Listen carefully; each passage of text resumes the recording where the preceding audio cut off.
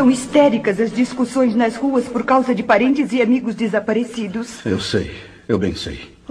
Entre a confusão, suscita-se no meio do povo que tais acontecimentos devem ter qualquer relação com os crentes ou com os evangélicos. Ou ainda, como costumo dizer, com os religiosos. Se é assim, como é que se explica agora? Cada pessoa que possuía parentes evangélicos, justamente aqueles que eram os mais fanáticos ou mais fervorosos, são os que desapareceram. Um senhor que trabalha numa cervejaria falou: eu creio que tudo isto tem qualquer coisa com os crentes.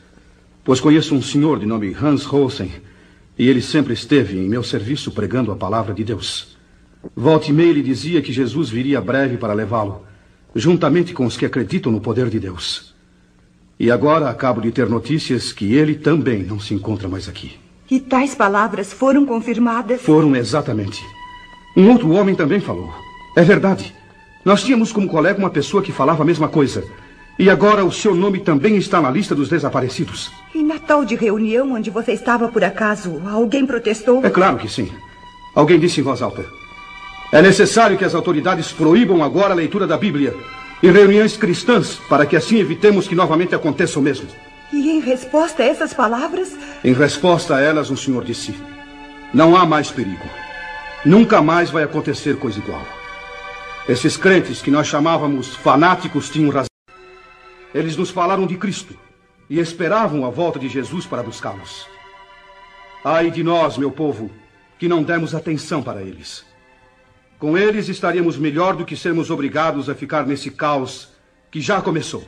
E que digo mais, vai ser pior. Palavras essas que me causam profunda comoção, acredite. Um outro cidadão protestou com veemência dizendo: você está acreditando naquelas bobagens? Por que então não fez companhia a eles quando eles sumiram? E o senhor, que respondeu? Calmo e seguro respondeu: sim, se eu tivesse obedecido aos ensinamentos que eles davam a respeito de Jesus, eu não estaria agora aqui. Mas é tarde. Agora é tarde. Acabando de dizer isso, retirou-se pesaroso enquanto um sujeito do grupo gritava: você e todos que pensaram assim só merecem uma coisa: a forca! Fora com essa bobagem de cristianismo!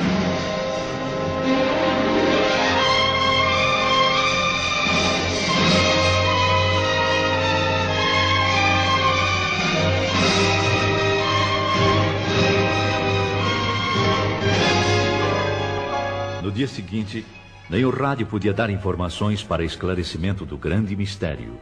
Apenas continuavam as notícias vindas de longe.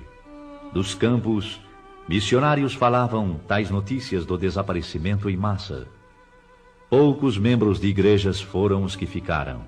Naquela noite marcada para a reunião dos pastores e pregadores, a presença era boa, mas o número dos que faltavam era considerável. O ambiente estava triste, pesado mesmo.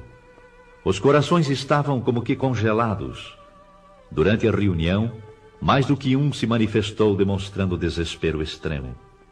Todos estavam de acordo a respeito do que havia acontecido. Sim, era grande a grande verdade. Santos tinham sido arrebatados da terra.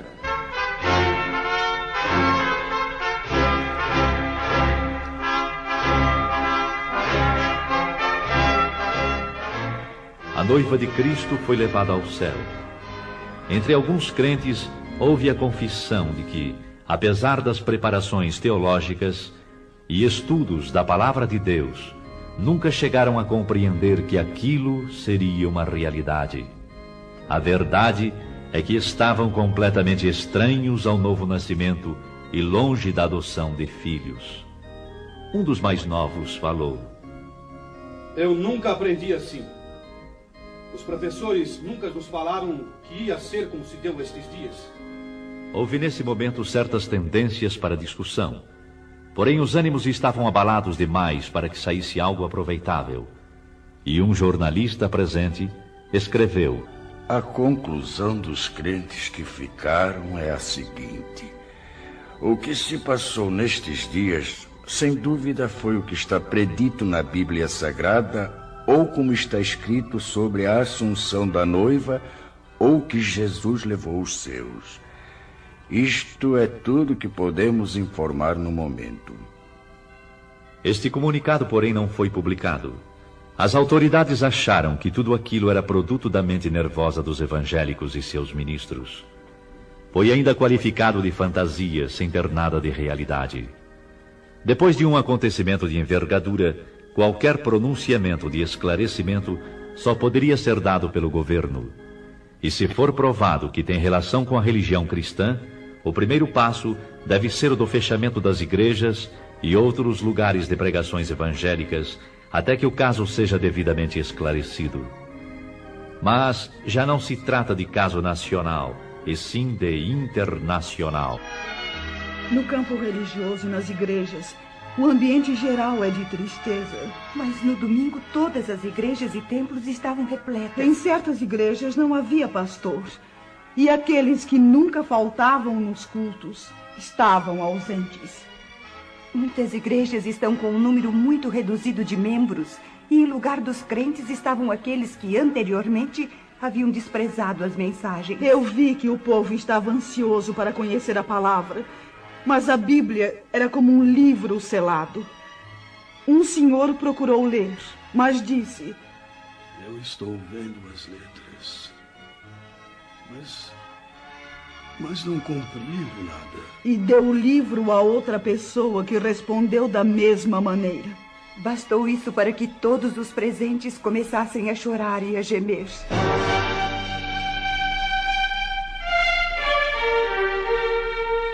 Mas a população em geral culpava os religiosos por tão grande calamidade.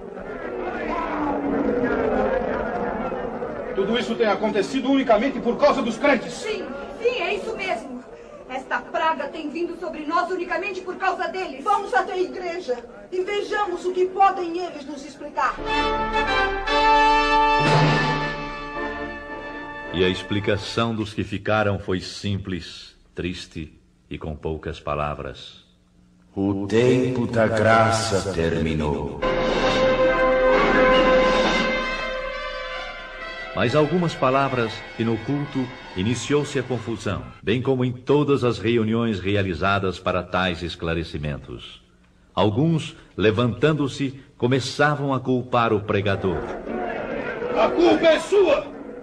Muitos não subiram porque você nunca esclareceu como deveria fazer, anunciando que a vinda de Jesus estava perto. Nunca esclareceu que devíamos ter um coração purificado e cheio do Espírito Santo, e que sempre deveríamos estar retos diante de Deus e também dos homens. Agora eu sei o que foi que me impediu de ir de encontro a Jesus. Foram justamente as mínimas coisas que eu julgava sem importância e que não me impediriam de ir ao céu. E eis que aqui estou. Tem misericórdia de mim. Ajuda-me! Ajuda-me! Calem a boca. Eu fiz o meu dever. Fiz o meu dever e fiz mais ainda.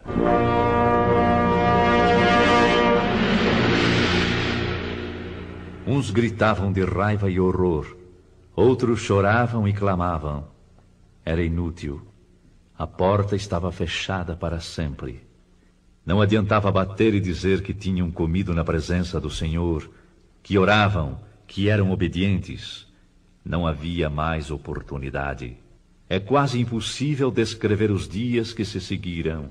Expectativa terrível, sofrimento sem par manifestou-se em todos.